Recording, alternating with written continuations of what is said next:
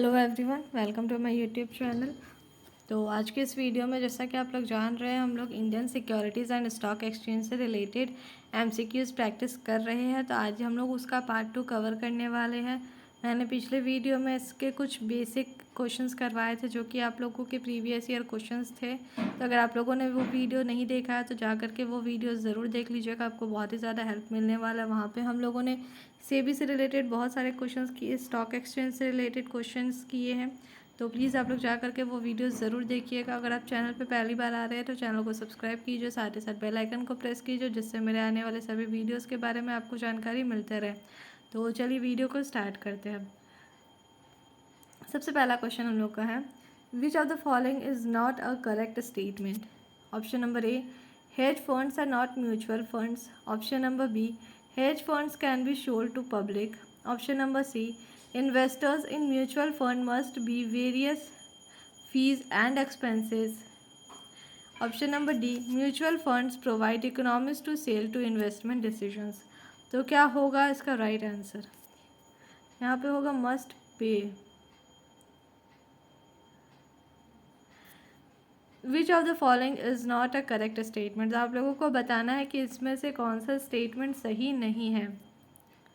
Hedge funds are not mutual funds, क्या hedge funds mutual funds नहीं होते, आप लोगों को वो बताना है।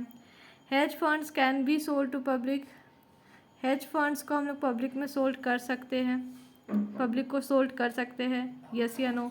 अगर स्टेटमेंट करेक्ट है तो फिर सही है, और अगर स्टेटमेंट रॉन्ग है तो यही हो जाएगा इसका राइट आंसर। नेक्स्ट ऑप्शन है, investors in mutual funds must pay various fees and expenses. Mutual funds provide economies of sale to investment decisions. तो क्या होगा इसका राइट आंसर? तो hedge funds are not mutual funds अगर देखा जाए तो ये ऑप्शन क्या है, बिल्कुल सही है। Investors in mutual funds must pay various fees and expenses, तो ये भी ऑप्शन सही है। Mutual funds provide economies of sale to investment decisions, ये ऑप्शन भी बिल्कुल सही है। Hedge funds can be sold to public, ये ऑप्शन गलत हो जाएगा। तो इस हिसाब से आपका राइट आंसर क्या हो जाएगा? राइट आंसर हो जाएगा option number B, which of the following is not a correct statement. तो यहाँ पे हो जाएगा hedge funds can be sold to public, ये ऑप्शन जो है वो राइट नहीं होगा। तो हेज फंड क्या होता है? हेज फंड होता है कि इन्वेस्टमेंट फंड होता है। क्या होता है हेज फंड? हेज फंड होता है एक इन्वेस्टमेंट फंड। क्या होता है? एक इन्वेस्टमेंट फंड होता है जो कि क्या करता है? कैपिटल को पुल करता है। क्या करता है? कैपिटल को पुल करता है फ्रॉम एग्रीगेटेड इंडिविजुअल्स या तो फिर इंस्टीट्यूशनल इन्वेस्टर्स से, और उसको क्या करता है? बहुत अलग अलग तरह के जो एसेट्स होते हैं उनमें उसको इन्वेस्ट करता है। क्या करता है? उस कैपिटल को अलग अलग एसेट्स में इन्वेस्ट करता है। ऑफन किसके साथ ज़्यादा करता है? तो वो ज़्यादातर करता है पोर्टफोलियो क्रिएशन के साथ कर सकता है, या फिर रिस्क मैनेजमेंट टेक्निक का यूज़ करके वो क्या करता है? एसेट्स में इन्वेस्ट करता है। तो हेज फंड क्या हो जाएगा? तो हेज फंड होता है एक तरह का इन्वेस्टमेंट फंड जिसमें कि क्या होता है? कैपिटल को पुल किया जाता है। कहाँ से? तो किसी एग्रीगेटेड इंडिविजुअल से या तो फिर इंस्टीट्यूशनल इन्वेस्टर्स से, और फिर उसको क्या किया जाता है? बहुत सारे वैरायटी ऑफ एसेट्स होते हैं उसमें उसको इन्वेस्ट किया जाता है। और इन्वेस्ट किस बेसिस पे किया जाता है? तो पोर्टफोलियो क्रिएशन होता है उसके लिए, या तो फिर रिस्क मैनेजमेंट टेक्निक का यूज़ किया जाता है इन्वेस्टमेंट करने के लिए। और इसको एडमिनिस्टर कौन करता है? इसको एडमिनिस्टर कौन करता है? तो इसको एडमिनिस्टर कौन करता है? तो इसको एडमिनिस्टर करता है प्रोफेशनल इन्वेस्टमेंट मैनेजमेंट फर्म। कौन करता है? प्रोफेशनल इन्वेस्टमेंट मैनेजमेंट फंड इसको एडमिनिस्टर करता है, और ये एग्रेसिवली मैनेज किया जाता है। साथ ही साथ डेरिवेटिव्स भी यहाँ पे यूज़ होते हैं, लिवरेज भी यूज़ होते हैं डोमेस्टिक और इंटरनेशनल दोनों मार्केट्स में। अब डेरिवेटिव्स क्या होता है? डेरिवेटिव्स के बारे में मैंने लास्ट वीडियो में ऑलरेडी बता रखा है, बट आप लोग शॉर्ट में इतना समझ लीजिए कि यहाँ पे क्या होता है, हम लोग एसेट्स का वैल्यू को पता लगाते हैं, जिससे कि हम लोग का जब भी कंपनी क्या हो, टर्मिनेट हो या कॉन्ट्रैक्ट टर्मिनेट हो, तो उस समय हम लोग क्या कर सके? एसेट्स को इजीली ट्रांसफ़र कर सके उस समय का जो एग्रीड प्राइस है उसमें। बाकी अगर आपको इसको और ज़्यादा डिटेल में जानना है तो लास्ट वीडियो ज़रूर देख लीजिएगा, आप लोगों को लिंक डिस्क्रिप्शन बॉक्स में मिल जाएगा, तो प्लीज़ वो वीडियो देखिए, आपको डेरिवेटिव के बारे में और अच्छी तरह से क्लियर हो जाएगा। तो फिर चलिए यहाँ पे आते हैं। तो हेज फंड जो होते हैं यूजुअली क्या होते हैं, म्यूचुअल फंड से अलग होते हैं। अगर आप लोगों से ये पूछा जाए कि क्या हेज फंड म्यूचुअल फंड से अलग होते हैं, तो ये क्या होगा, यस हो जाएगा इसका आंसर। म्यूचुअल फंड से ये क्या होते हैं, डिफरेंट होते हैं। Hedge funds are different from mutual funds. और इसका डायरेक्ट रिलेशन नहीं होता है ट्रेडिशनल पोर्टफोलियोज के साथ। इसका किसी भी तरह का डायरेक्ट रिलेशन नहीं होता है किसके साथ, ट्रेडिशनल पोर्टफोलियो के साथ। No direct relation with the traditional portfolios. अब ट्रेडिशनल पोर्टफोलियोज क्या हो सकते हैं, इक्विटीज़ हो सकते हैं, बॉन्ड्स हो सकते हैं। तो इसके बारे में थोड़ा सा जान लेते हैं। तो हेज फंड्स क्या होते हैं, म्यूचुअल फंड्स नहीं होते हैं। इसको हम लोग जनरल पब्लिक में सोल्ड नहीं कर सकते हैं। साथ ही साथ इन लोगों को फीस और एक्सपेंसेस क्या होता है, पे करना पड़ता है, जो भी इन्वेस्टर्स होते हैं म्यूचुअल फंड्स के। और जो म्यूचुअल फंड जो है वो क्या करते हैं, इकोनॉमिक्स टू सेल प्रोवाइड करते हैं इन्वेस्टमेंट डिसीजंस में। तो आई होप आप लोगों को ये चीज़ क्लियर हो गया होगा। एक बार मैं इसको शॉर्ट में और आप लोगों को रिकैप करवा देती हूँ ताकि आपको और अच्छी तरह से ये चीज़ क्लियर हो जाए। तो जो हेज फंड होते हैं वो क्या होते हैं, एक इन्वेस्टमेंट फंड होते हैं जो कि क्या करते हैं, कैपिटल को पुल करते हैं। कैपिटल को पुल कहाँ से करते हैं, किसी भी एग्रीगेट इंडिविजुअल के से या तो फिर इंस्टीट्यूशनल इन्वेस्टर से। और उसको इन्वेस्ट कहाँ करते हैं, बहुत सारे वैरायटी ऑफ एसेट्स वो लोगों के पास अवेलेबल होते हैं जिसमें वो क्या करते हैं, उसको इन्वेस्ट करते हैं। और इन्वेस्ट किस बेसिस पे करते हैं, कैसे करते हैं, तो पोर्टफोलियो क्रिएट करते हैं या तो फिर रिस्क मैनेजमेंट टेक्निक का वो यूज़ करते हैं। और इसको एडमिनिस्टर कौन करता है, तो एडमिनिस्टर करता है प्रोफेशनल इन्वेस्टमेंट मैनेजमेंट फर्म। इसको क्या करता है, एडमिनिस्टर करता है। तो हेज फंड जो है वो म्यूचुअल फंड से क्या होते हैं, डिफरेंट होते हैं। क्या होते हैं, डिफरेंट होते हैं। तो ये था शॉर्ट में हेज फंड्स के बारे में। तो इसका राइट आंसर क्या हो जाएगा, ऑप्शन नंबर बी इसका राइट आंसर हो जाएगा। Hedge funds can be sold to public, नहीं, hedge funds can not be sold to public होगा इसका राइट आंसर। क्लियर है। तो next question, which one of the following statement is correct. SEBI has been constituted under the Security Act 1956. SEBI is constituted from amongst the directors of various stock exchanges. Option number C. The purpose of issuing different types of rules and regulations by SEBI is to bring monitoring gains to investors. Option number D. One of the objective of setting up SEBI is to protect the investors interest of investors. तो क्या होगा इसका right answer. तो आप लोगों को बताना है कि इनमें से कौन सा स्टेटमेंट दिया हुआ सही स्टेटमेंट है। SEBI has been constituted under the securities act 1956। तो SEBI जो है वो क्या, उसको कॉन्स्टिट्यूट किया गया है सिक्योरिटी एक्ट 1956 के तहत। ऑप्शन नंबर बी है, SEBI is constituted from amongst the directors of various stock exchanges. तो SEBI को अलग जो भी डायरेक्टर्स होते हैं उनके द्वारा कॉन्स्टिट्यूट किया गया है अलग अलग स्टॉक एक्सचेंजेस का। नेक्स्ट ऑप्शन है, the purpose of issuing different types of rules and regulations by SEBI is to bring monetary gains to investors. तो जो पर्पस होता है डिफरेंट टाइप्स ऑफ जो रूल्स एंड रेगुलेशंस जो इशू किए जाते हैं SEBI के द्वारा, वो क्या करते हैं, मॉनिटर करते हैं इन्वेस्टर्स के गेन को, ये उनका पर्पस होता है। या फिर लास्ट ऑप्शन है, one of the object of setting up SEBI is to protect the interest of investors. तो SEBI को सेट करने का एक ऑब्जेक्ट ये होता है कि इन्वेस्टर्स का जो इंटरेस्ट है उसको प्रोटेक्ट किया जाए। तो क्या होगा इसका राइट आंसर, आप लोगों को वो बताना है। तो इसका राइट आंसर हो जाएगा option number D, one of the object of stating up SEBI is to protect the interest of investors. तो SEBI जो है वो क्या करता है, अपने इन्वेस्टर्स का इंटरेस्ट को प्रोटेक्ट करता है। तो ये स्टेटमेंट क्या है, ये स्टेटमेंट बिल्कुल करेक्ट हो जाता है। तो securities and exchange board of India जो कि SEBI का फुल फॉर्म है, वो कब इस्टेब्लिश हुआ था, वो इस्टेब्लिश हुआ था 12 अप्रैल 1988 में। ये मैंने आप लोगों को इसके बारे में डिटेल में ऑलरेडी लास्ट वीडियो में बता रखा है कि SEBI क्या होता है, उसका मेन मोटिव क्या होता है। तो आप लोग लास्ट वीडियो ज़रूर देखिएगा, आपको SEBI से रिलेटेड बहुत कुछ वहाँ पे जानने को मिल जाएगा।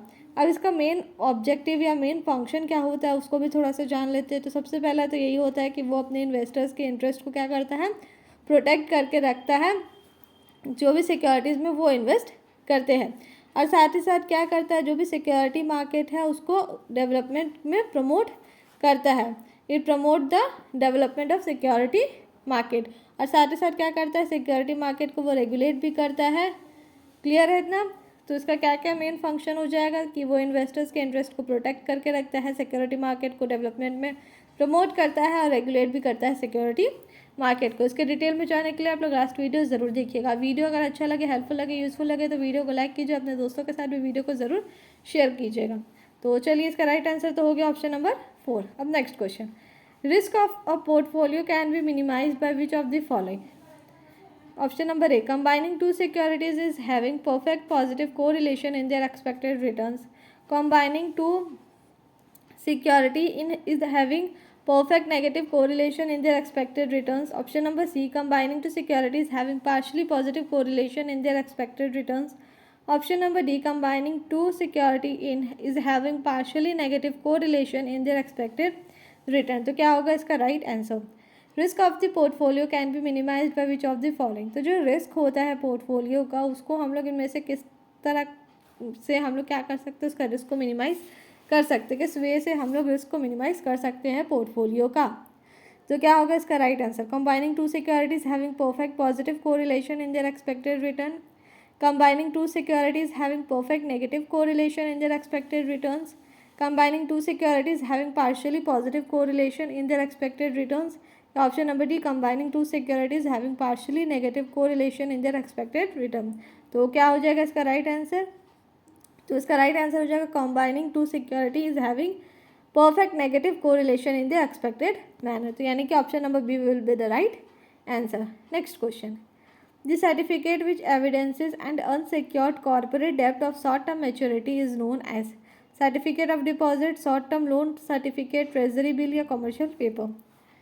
The certificate which evidences and unsecured corporate डेब्ट of short term maturity is known as certificate of deposit, short term loan certificate, treasury bill या कमर्शियल पेपर? क्या होगा इसका राइट आंसर?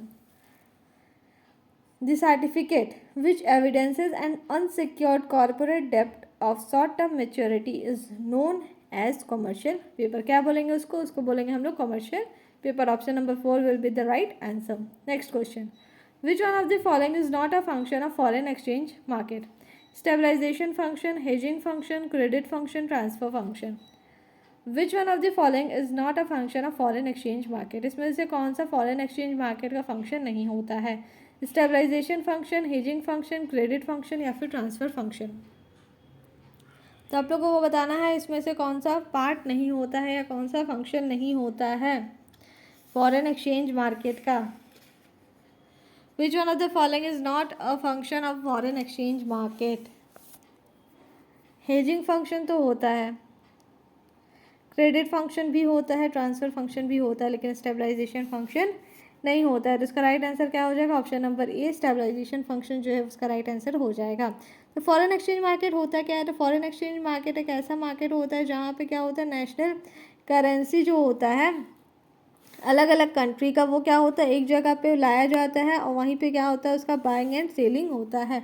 मतलब जितने भी कंट्रीज़ का अलग अलग करेंसी होता है, नेशनल करेंसीज होता है अलग अलग कंट्रीज़ का, उस पूरे वर्ल्ड में उसको क्या किया जाता है, लाया जाता है, मतलब ख़रीदा और बेचा जाता है.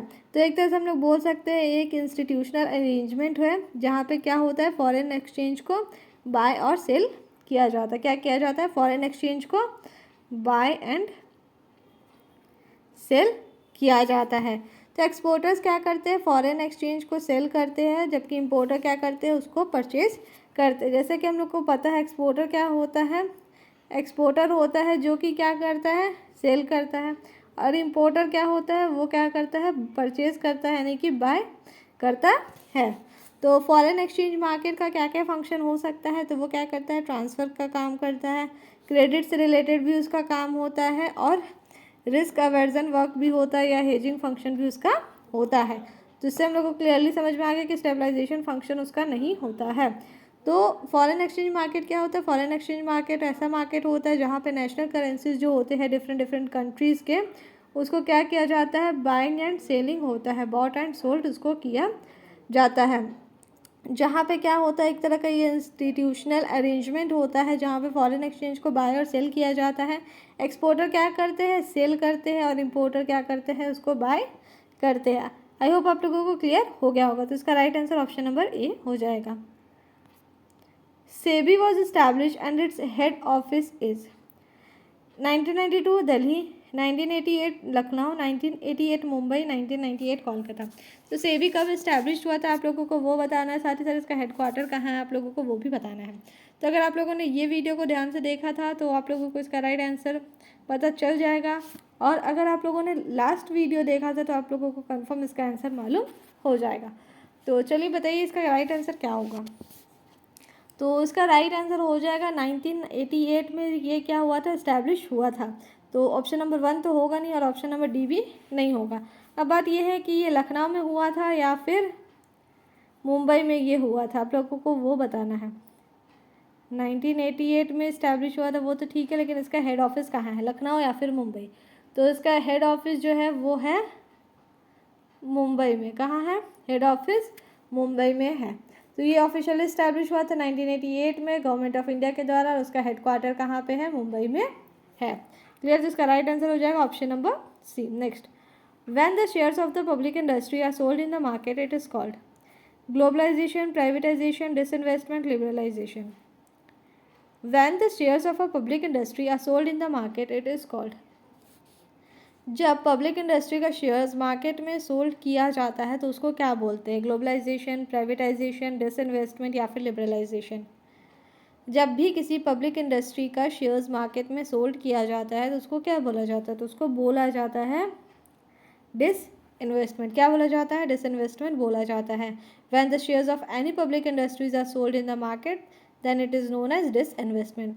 सिंपल वर्ड्स में समझिए डिसइन्वेस्टमेंट का मतलब क्या होता है। डिसइन्वेस्टमेंट का मतलब होता है सेल करना पूरा को या फिर किसी एक पार्ट को सेल करना गवर्नमेंट ओन्ड शेयर्स को, यानी कि पब्लिक अंडरटेकिंग में क्या करना, उसको सोल्ड करना।